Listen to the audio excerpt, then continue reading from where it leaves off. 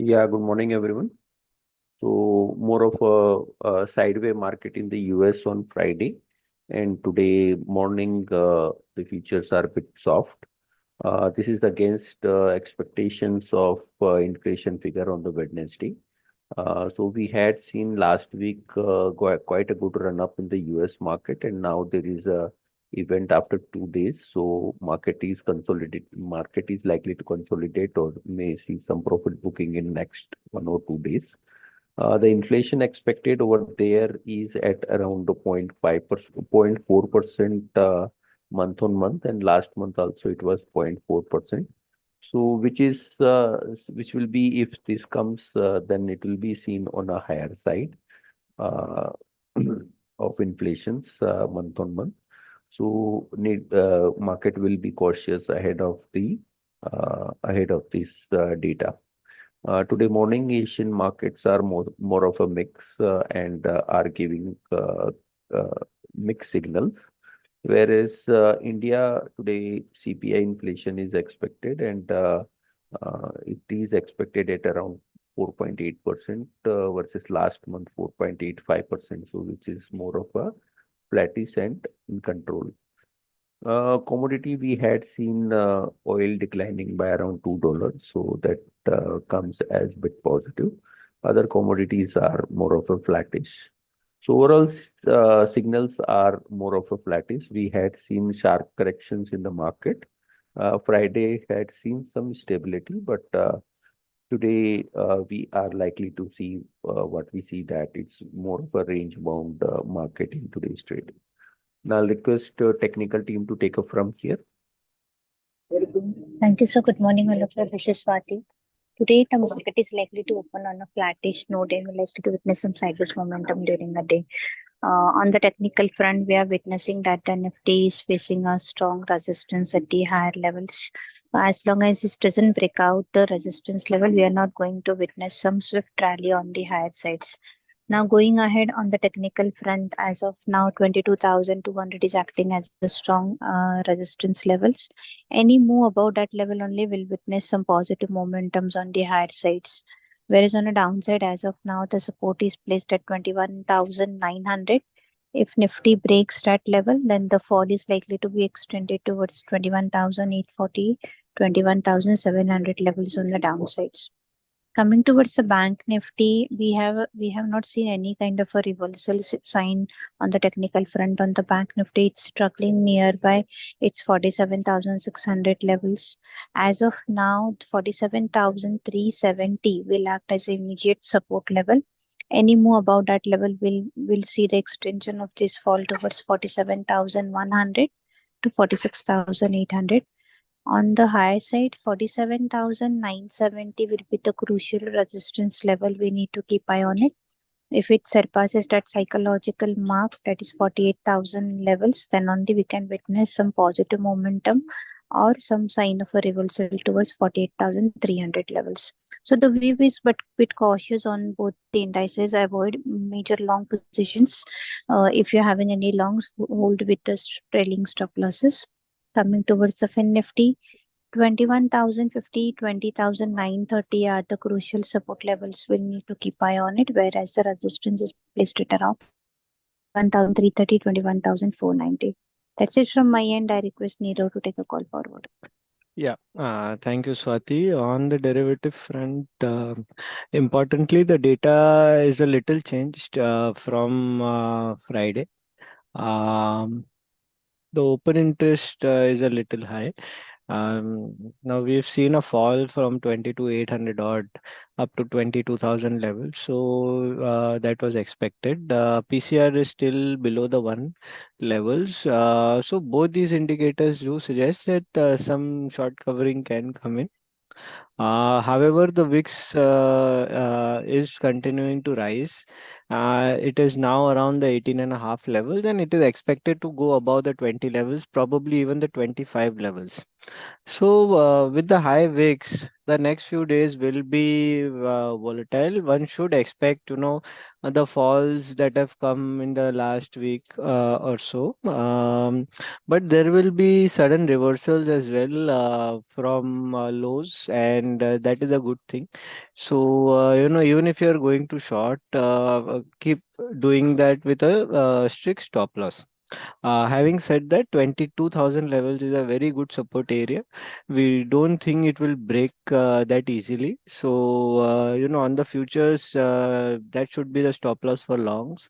And there can be a good possibility of a reversal from 22,000 levels up to that 22,300, 22,500 odd levels. So yeah, more or less, Nifty should remain range bound in the next few trading sessions. And from the stock specific front, we are seeing some defensive sectors doing well, especially IT, FMCG, and pharma. So, select stocks from these stocks will continue to perform in the next few days as the volatility rises. So, look out for the same. Yeah, that's it from my side. Like to other fundamental team to take over, please. Good morning. CDSL has announced a reduction in transaction charges by 50 paise per debit across all existing slabs from the 1st of June. Also, additional discount of 25 paise on debit transactions in the Demat account where the first holder or the sole holder is a female. So this is negative for CDSL. Approximately around 4 to 5% of earnings can take a hit because of this. On the results front, Bank of Baroda result is in line with expectation. It posted a stable set of numbers. Advances growth was 4% sequentially, 12% year on year. Bank has guided for growth of 12 to 14% going forward. Credit cost of less than 1% and ROA of 1.1% for FY25. NIM came at 3.27% versus sequential NIM of 3.1%. This has around a 12 odd basis points component of one-off recoveries. Asset quality was stable with slippages remaining at 1%. And on project financing guidelines by RBI, the bank said that they are still in consultation stage, and bank sees limited impact of around 10 basis points on credit cost from this. Last week, RBI lifted the ban on onboarding of new customers through the Bob World app, and we see this as a positive for garnering retail deposits. So overall, positive view on Bank of Baroda. Union Bank of India result is below expectation due to higher OPEX. Loan growth was 14% year on year, but flat quarter on quarter.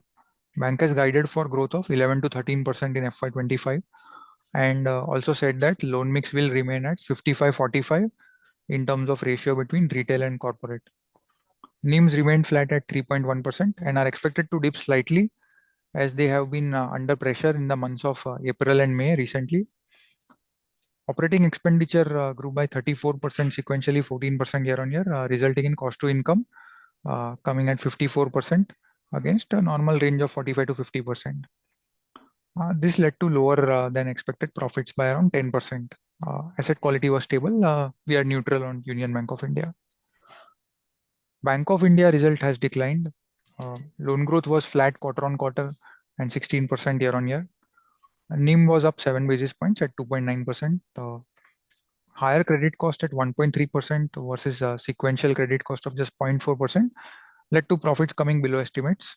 Slippages also increased slightly from less than 1% to 1.4% in the March quarter. That's why we are neutral on Bank of India. Thermax result is above expectation. Order book stands at 10,100 crores, down 6% sequentially and up 5% year on year. So not much movement in order book.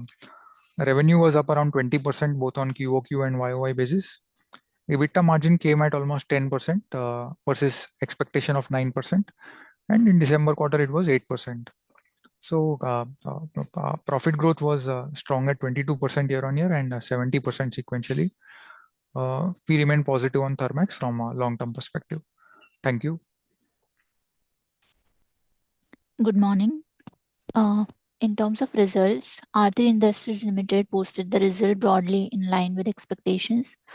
Revenue grew by 7.1% and EBITDA margin reported at 16% versus the expectation of 15.5%.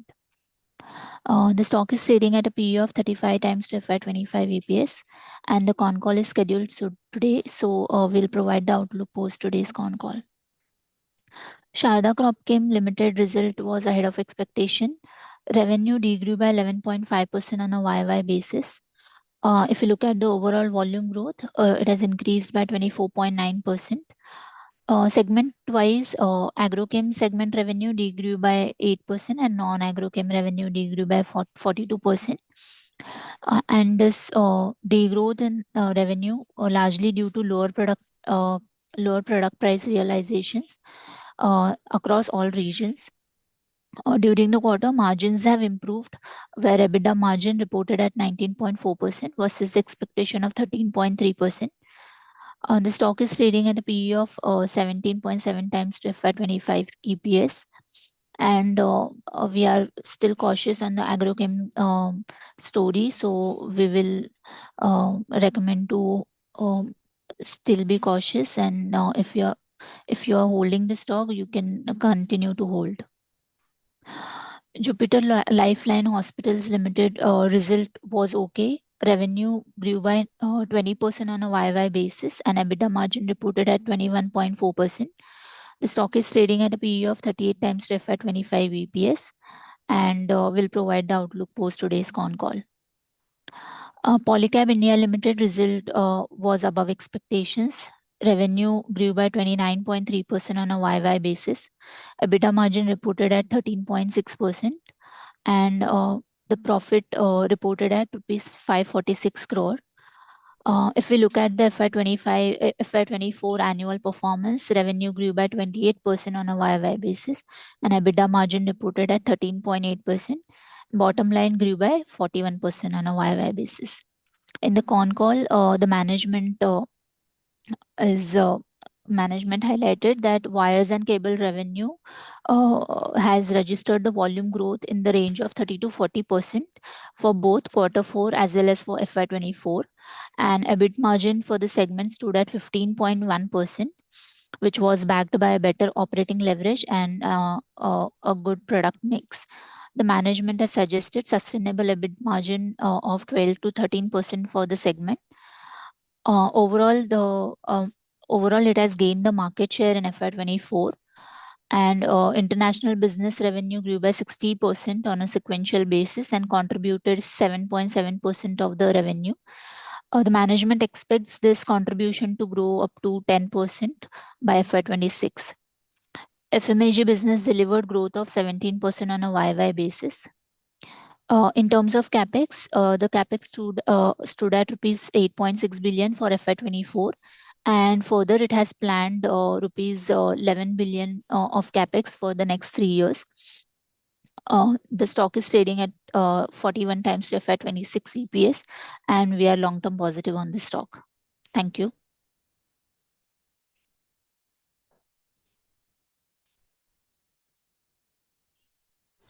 Hi all, good morning.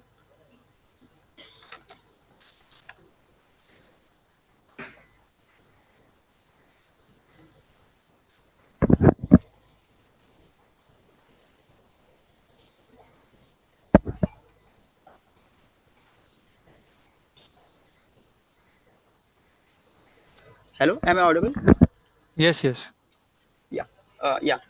So Tata Motors results is in line with expectations. Revenue from operations grew by 8.5% QOQ, 13.3% YOY. EBITDA grew by 11.8% QOQ, 33% YOY. It's in line with estimates. Overall PAT is above estimates. If you look at the JLR, so numbers are in line with estimates. Company had a conference call Friday.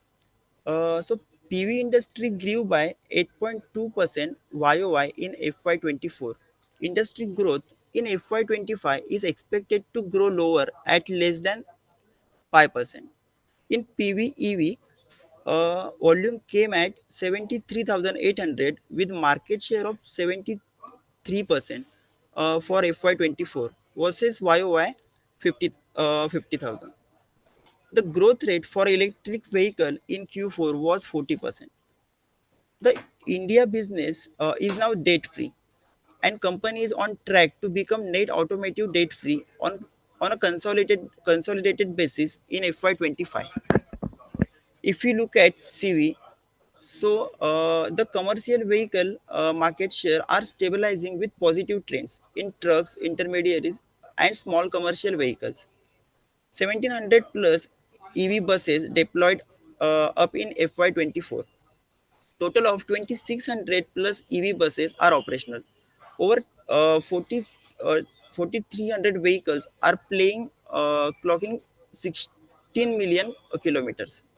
If you look at JLR, Q4, quarter 4 reported steady with a slight margin expansion in JLR. 33,000 people have signed for waiting of Range or Electric over the above the order book. JLR guided for FY25 EBIT margin around FY24 levels. Net debt zero for FY25. It is anticipating a modest 6% increase in investment spent to GBP 3.5 billion from GBP 3.3 billion currently. Over $1.8 billion of debt repaid from operating cash flows. And in FY26, margins are likely to expand to 10%. So companies' overall focus is on debt reduction with aim to zero net debt in JLR by FY25. So, so overall outlook for Tata Motors is a neutral. Thank you.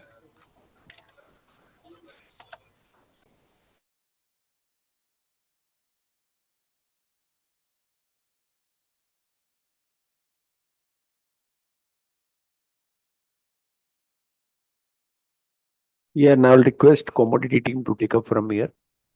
Yes, sir. Thank you very much. Good morning, everyone. So on Friday, we had witnessed gold and silver prices rallying.